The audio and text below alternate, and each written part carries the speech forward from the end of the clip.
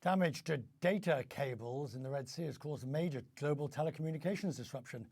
As much of the quarter of the internet traffic between Asia and Europe and the Middle East has had to be rerouted. It follows weeks after official Yemeni government warned of a possible attack by Houthi rebels on the cables.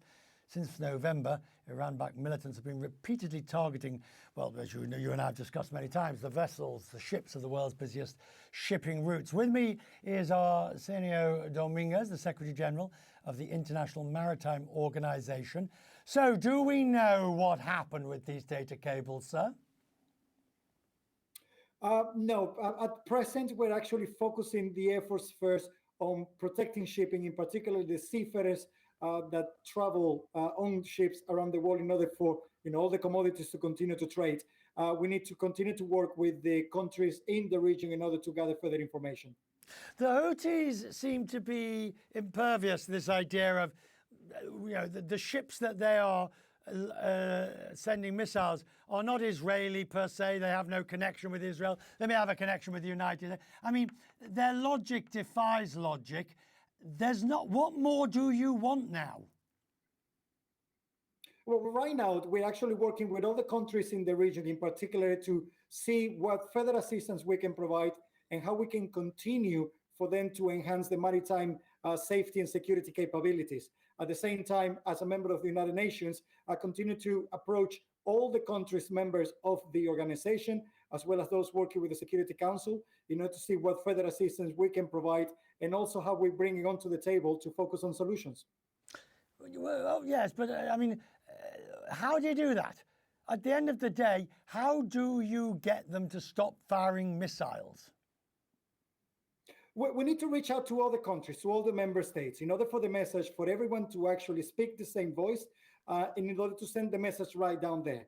But again, we also need to focus on what advice and what assistance we can provide to shipping in particular right now for the operations to continue.